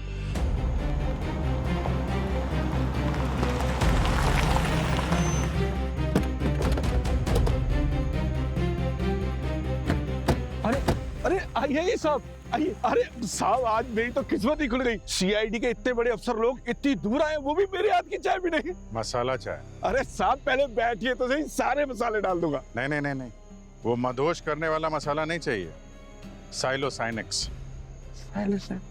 सब ये कौन सा मसाला है? मैंने तो पहली बार सुना है। इतने भोले मत बनो, ये वही मसाला है जो तुमने अर्जुन की चाय में मिला के दिया था उसे। तुम्हारे पैसे नहीं दे रहा था ना? मगर मैडम पैसे का तो कोई चक्कर था ही नहीं, और पैसे तो मैं आप लोगों से भी नहीं लूंगा। मगर आप लोग ना मुझ पर ऐसा इल्जाम मत लगाइए। पैसे क्यों नहीं लोगे? हाँ, यहाँ धंधा करने बैठे हो कि फ्री में चाय बांटने? नहीं साहब, आप कह तो सही रहे हो, बैठा तो मैं धंधे के लिए हूँ, मगर मैं सच बोल रहा हूँ, मैंने अर्जुन की चाय में कुछ नहीं मिलाया था। हाँ, क्योंकि चाय में नहीं, तुमने उसके समोसे में कुछ मिलाया था। समोसा? मगर समोसा तो उस दिन मैंने बनाया नहीं था, वो तो अर्जुन जी की गर्लफ्रेंड नेत्रा जी खुद बना कर लाई थी। क्या? वो समोसे बना के तुम्हारी दुकान पे क्यों लेके आई? और वो यहाँ इसलिए लाई थी कि वो अर्जुन जी चाय के साथ समोसे खा सके। देखो, झूठ बोलोगे ना तो बुरी तरह फंसोगे। नहीं साहब, मुझे तो अर्जुन जी ने भी खुद बोला था कि तुम टेस्ट कर लो।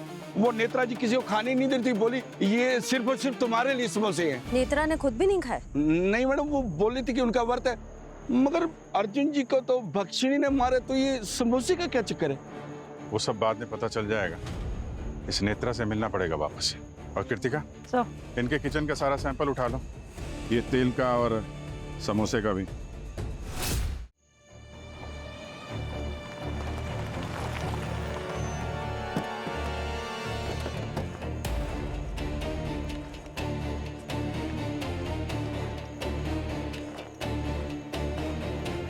नेत्रा, नेत्रा,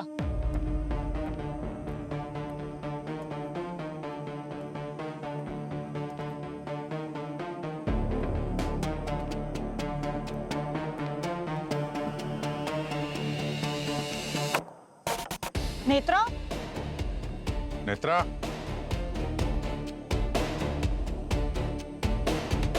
सर घर का तो सारा सामान बिखरा पड़ा है। कहीं ऐसा तो नहीं कि बैग पैक करके निकल लियो? फोन ट्राई करो उसका। सर फोन तो बंद आ रहा है। ओके कृतिका, सर पता करो लास्ट लोकेशन क्या थी फोन बंद होने से पहले। और श्रेया, इसके किचन से भी सैंपल उठा, पता तो चले ये मौत का समोसा नेत्रा ने बनाया था या कल्लू ने।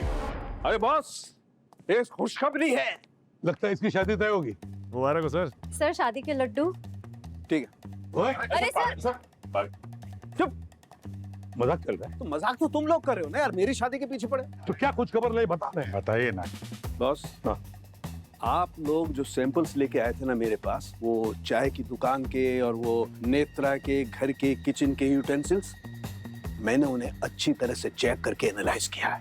चाय की दुकान या नेत्रा का मकान? नेत्रा का मकान। क्योंकि बॉस, नेत्रा के किचन के यूटेंसिल्स में मुझे वो साइलोसाइनेक्स 9 के ट्रेसेस मिले। मतलब साफ है, नेत्रा ही गुनहगार है। सरोंखे, ये हुई ना खुश खबर। नेत्रा। लेकिन सर नेत्रा तो अर्जुन से प्यार करती थी, वो ऐसा क्यों करने लगी? प्यार का बुखार या जानलेवा वार, ये तो नेत्रा से मिलकर ही पता चलेगा। एग्जैक्टली। अब ये नेत्रा ही बताएगी कि उस समोसे में केमिकल उसने अपनी मर्जी से मिलाया था या फिर किसी के दबाव में आ गया। दया सर, काम करो, इस नेत्रा की पूरी कुंडली निकालो, उसका पूरा इतिहास चेक करो, और साथ साथ अभिजीत, इस अर्जुन का भी इतिहास चेक करो। जरूर इस अर्जुन की मौत का राज नेत्रा से कनेक्टेड है।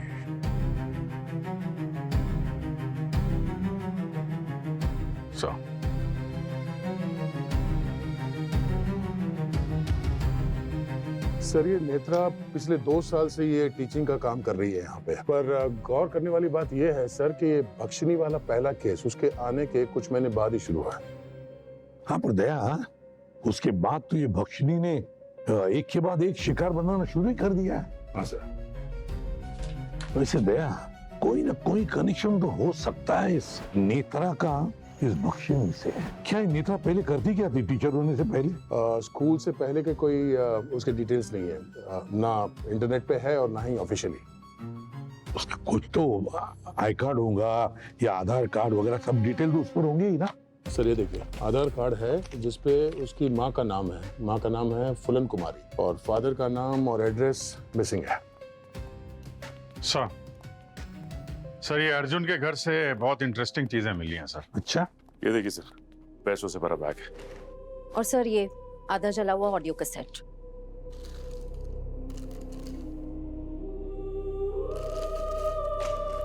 एक सरकारी थानेदार के घर में इतना सारा पैसा, मतलब ये कहीं और तरीके से तो पैसा नहीं कमा रहा है। अभिजीत, ये टूटे हुए जले हुए कैसेट इतनी थे क्या घर में? हाँ सर, और दूसरे कोई ऑडियो कैसेट तो मिले नहीं। तो जरूर कोई राज छुपा था इस कैसेट में, जिसकी वजह से जानबूझ के उसने इस कैसेट को जलाने की कोशिश की है। सर इसे रिपेयर कराने की कोशिश करते हैं, 2-4 सेकंड का भी ऑडियो मिल गया ना तो खूनी की गिरेबान तक हाथ पहुंच जाएंगे हमारे। सालुंके के पास भेज दो, कुछ ना कुछ तिकड़म तो करेगा ही वो। जरा पता तो चले इस जुर्म की धुन किस राग में बनी है।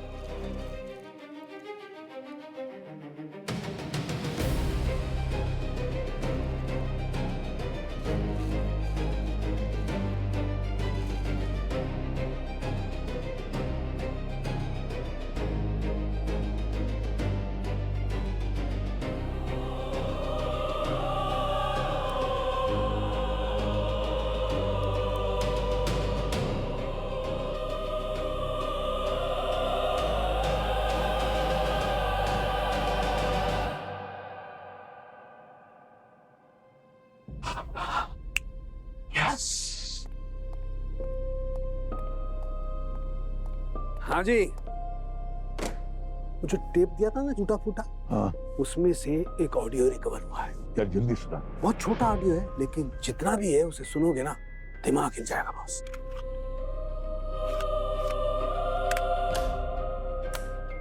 कावेरी बेटा, बेटा जोर लगाओ। शाबाश कावेरी बेटा, शाबाश शाबाश बेटा, और जोर लगाओ, बस बच्चा होने वाला है। लड़का हुआ है लड़की? साहब लड़की हुई है। लाओ दो मुझे। नहीं, अरे मेरी बेटी को मुझसे दूर मत कीजिए, मत करो मेरे बच्ची को मुझसे दूर। पहले ही कहा था ना, मुझे पोता चाहिए। ला दो मुझे। लेके जाओ मेरी बच्ची को मुझसे दूर, मत लेके जाओ। माय गॉड, पता नहीं यार किसकी फैमिली होगी। जिसका भी है सर, ये थानेदार अर्जुन, इसके घर तक ये टेप पहुंची कैसे? और हैरानी की बात यह है कि बच्चे के पैदाइश के वक्त ये सब रिकॉर्ड किसने किया होगा? अभिजीत, इस थानेदार अर्जुन के घर से जो नोटों की बंडल्स मिले थे ना, उन नोटों के बंडल्स के पीछे का राज ये कैसेट है, ये टेप है। सर इस टेप से ये तो पता चला कि बच्चे की माँ का नाम कावेरी है। जरा पता लगा इस गांव में कितनी कावेरी है। सर एक्चुअली मैंने गांव में रहने वाले लोगों की लिस्ट तैयार की है। वहाँ सिर्फ 2 लड़कियां हैं जिनका नाम कावेरी है। ये तो एक कावेरी 10 साल की है, दूसरी? सर ये दूसरी कावेरी तो वही है ना जो उसी गांव के मुखिया गिरधारी की बहू है। वही गिरधारी जिसकी लाश मिली थी हमें झील से। यानी इस टेप का संबंध न सिर्फ अर्जुन की मौत से है बल्कि झील वाली बख्शनी से भी है।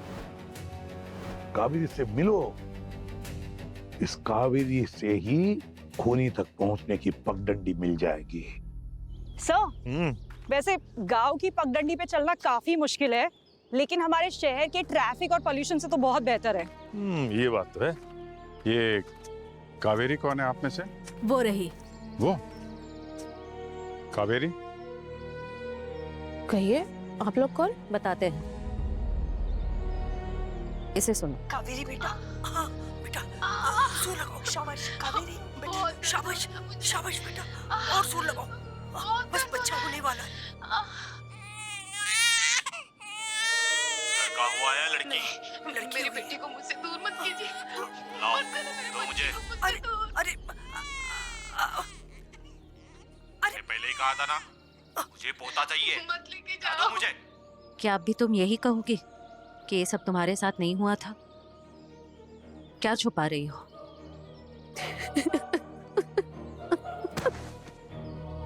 अब आप लोगों को सब पता चल ही गया है तो सुनिए, इस गांव में लड़कियों को पैदा होते ही ससुर जी और वैद्य जी उन्हें कहीं ले जाते थे। कहाँ ले जाते हैं? किसी को कुछ नहीं पता और ना ही कभी किसी ने उनसे पूछने की हिम्मत की। कब से चल रहा था ये? इतनी बड़ी बात ये बाहर कैसे नहीं आई? सालों से चल रहा है। और बाहर कैसे आती?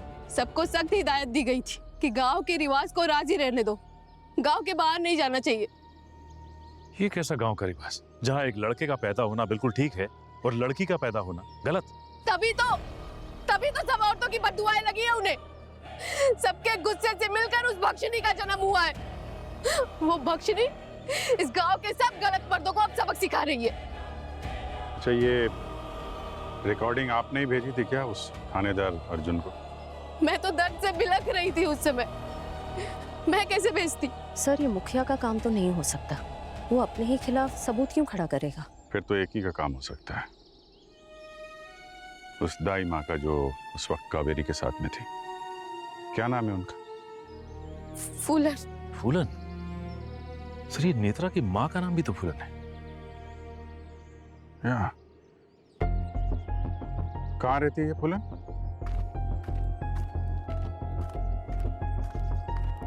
फूलन भाभी अब ठीक हो ना? हाँ जी। फूलन जी, फूलन जी, फूलन जी सुनिए। फूलन जी, फूलन जी, हमने कहा दरवाजा खोलिए, आपसे कुछ बात करनी है। हम लोग सीआईडी से हैं। कहिए। गांव के मुखिया गिरधारी की बहू कावेरी को बेटी हुई थी, उस वक्त आप ही थी ना वहां पे? कुछ याद नहीं आ रहा है। मैं याद दिलाती हूँ, इसे सुनिए। कावेरी बेटा, हाँ बेटा, जोर लगाओ। शाबाश कावेरी बेटा, शाबाश शाबाश बेटा। अब ये मत कहिएगा कि ये आवाज आपकी नहीं।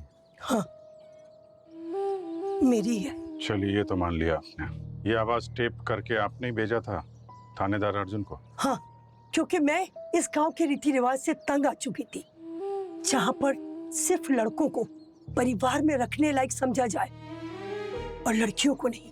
ये रिवाज था क्या एग्जैक्टली? थोड़ा डिटेल में बताएंगे? ज्यादा तो मुझे कुछ नहीं पता।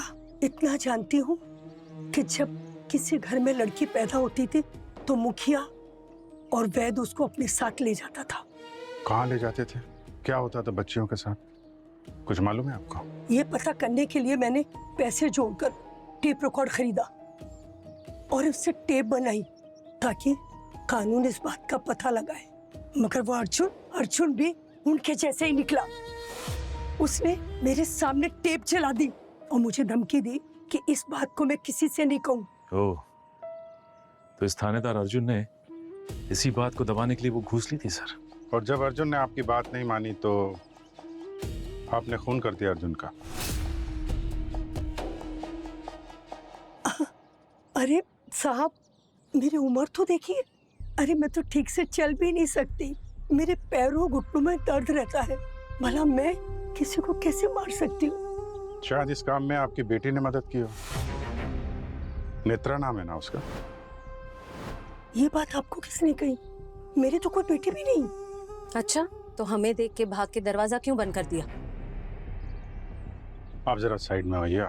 चलिए साइड होइए, हमको देखना है घर के अंदर है कौन।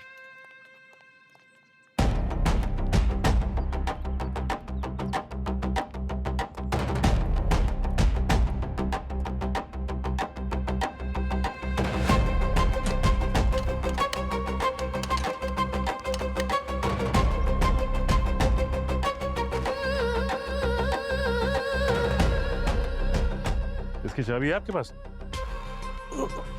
खो गई है। खो गई? ठीक है, हम अपनी तरीके से खोल लेंगे।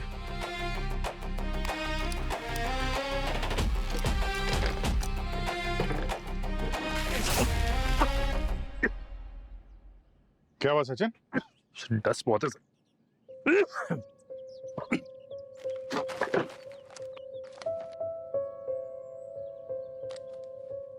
ये देखिए सर, फोटोज। ये तो फूलन जी क्या है ये सब? ये आपकी बेटी नेत्रा ही है ना? और ये दूसरी लड़की कौन है?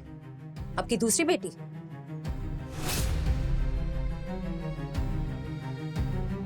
देखिए, मेरी बेटियों ने कुछ नहीं किया। जो कुछ भी किया मैंने खून किया है। मेरी बेटियों ने कुछ नहीं किया। जो भी सजा देनी है मुझे दीजिए, मुझे मंजूर है। अरे लेकिन आप कैसे कर सकती हैं? आपके तो घुटने में दर्द रहता है।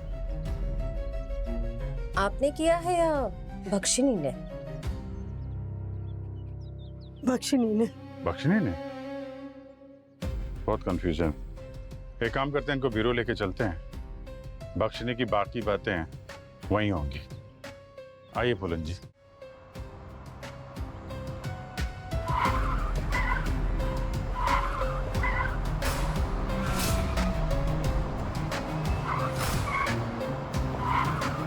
गाड़ी रोको, गाड़ी रोको। क्या हुआ? हाँ? ठीक तो हो ना तुम? सचिन। अरे सर! तो बुला रही है मुझे। कुछ तो आवाज लगा रही थी वो। क्या हुआ? हाँ? कुछ तबीयत अजीब सी लग रही है सर। ये सब बख्शिनी का असर है।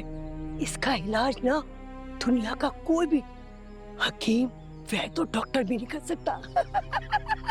चुप रहिए आप, ठीक है? वो देखो, वो आ रही है। बख्शिनी आ रही है। बच सकते हो ना तो बच लो।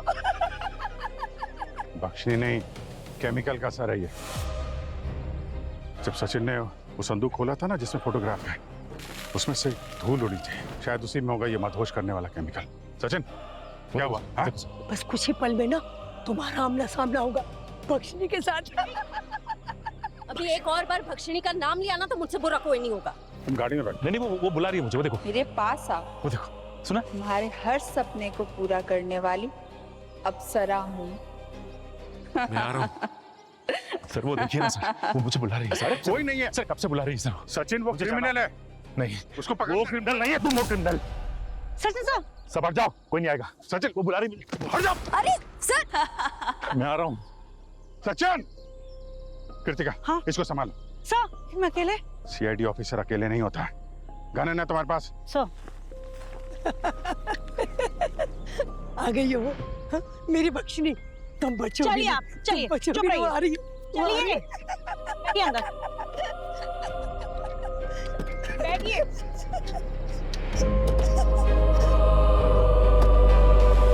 आ जाओ मेरे पास, आ जाओ।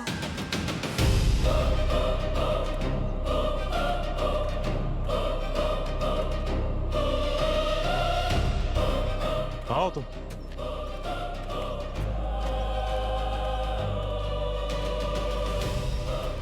घबराओ मत, मेरे पास आओ। आ रहा हूँ, मैं आ रहा हूँ।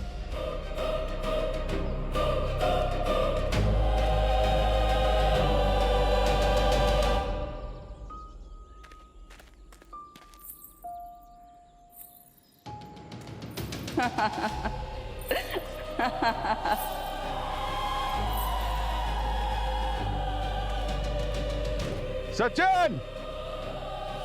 सचिन! सचिन सर!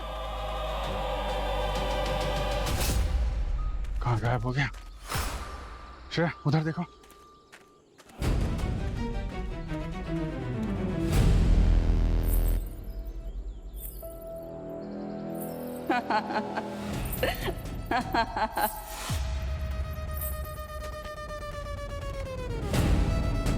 सचिन!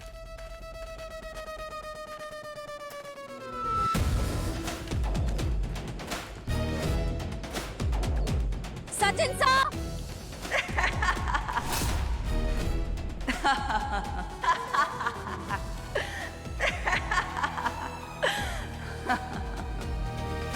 यहाँ आओ, मैं तुम्हारा इंतजार कर रही हूँ।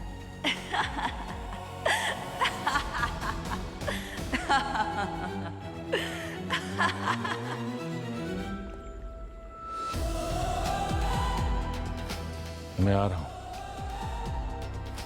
जन्मों जन्मों से तुम्हारा इंतजार था।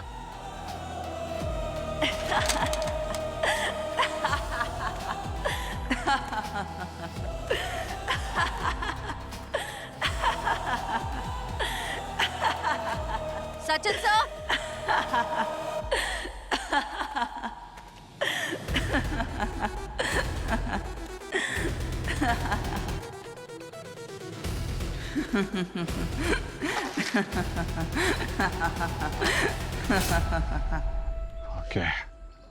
तो यहाँ से आ रही है मिस भक्षणी की आवाजें।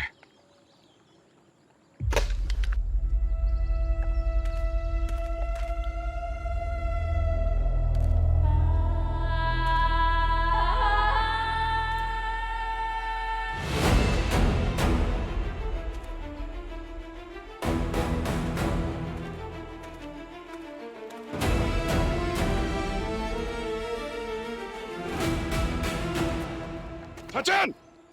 सचिन क्या कर रहे हो तुम? क्या कर रहे हो? हाँ, वो देखो, वो मेरा इंतजार कर रही है, बुला रही है मुझे, मैं उसके पास जा रहा हूँ। सचिन, सचिन होश में आ। मैं होश में हूँ, मैं होश में हूँ, छोड़ दो मुझे। वो देखो, वो देखो, सचिन जान को खतरा है, मेरी जान को खतरा नहीं है, वो मुझे बुला रही है। वहाँ कोई नहीं है सचिन, वो देखो, वो देखो, सचिन मेरा इंतजार कर रही है।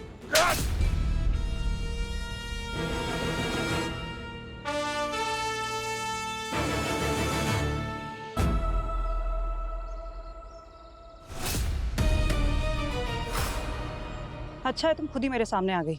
भक्षणी से कोई नहीं बचा, तुम भी नहीं बचोगी। अच्छा, क्या है तुम्हारी भक्षणी? पीछे देखो।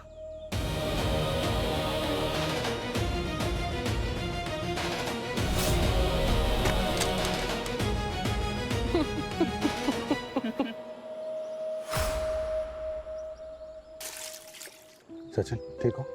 हाँ। सर, एक बात समझ में नहीं आ रही है, वो भक्षिणी अपनी तरकीब हम पे क्यों आजमा रही है? करेक्ट, वही तरकीब जो बाकी विक्टिम पे इस्तेमाल करती है। खुद अपना राज हमें क्यों बताएगी वो? Oh no. क्या हुआ सर? उसने ये सब इसलिए किया ताकि हम सब यहाँ उलझे रहें और वो दोनों बहनें फूलन को वहां से भगा के ले जाएं। सर, कृतिका वहां अकेली है।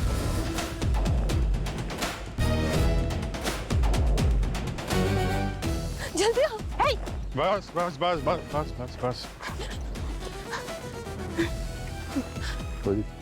भक्षणी डाकनी, तुम लोगों का खेल खत्म, अब चलने की तैयारी करो।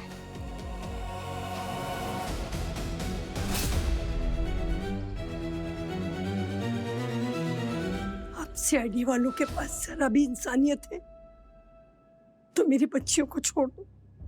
मैंने कहा ना, मैं खूनी हूँ, इन बच्चियों ने कुछ नहीं किया है। बस कीजिए माँ, हमें बचाने के लिए और कितना झूठ बोलेंगी? सच तो एक दिन सामने आना ही था, तो आज तुम कुछ नहीं बोलोगी, बचपन से तुम्हें बचाती आई हूँ, इस दिन के लिए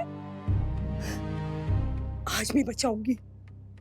माँ की ममता हम समझते हैं फूलन जी, लेकिन इस देश का कानून किसी गुनहगार को बचाने की इजाजत नहीं देता। इन दोनों ने मिलकर खून किए हैं, और एक नहीं 5-5 खून किए हैं। हाँ मारा, पर जिन लोगों को मारा वो कोई नेक लोग नहीं थे, राक्षस थे राक्षस। गांव में पैदा हुई बच्चियों को ले जाते थे, ना जाने क्या करते थे उन बच्चियों के साथ। और उस भक्षणी की कहानी की आड़ में उन्हें मार के हमने समाज पे एहसान ही किया।